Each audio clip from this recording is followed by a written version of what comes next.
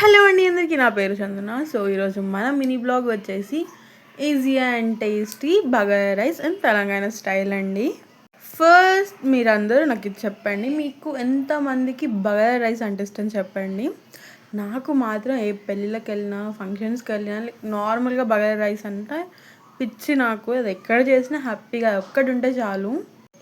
Combination కూడా ఏం అవసరం లేదు, హ్యాపీగా తినుకుంటా కూర్చుంటాను. సో కానీ మీకు మాత్రం చికెన్ కర్రీతో చూపించబోతున్నాను. చికెన్ కర్రీ వచ్చేసి నెక్స్ట్ షార్ట్లో వస్తుంది, రెండు ఒకేసారి చూపించలేను కాబట్టి.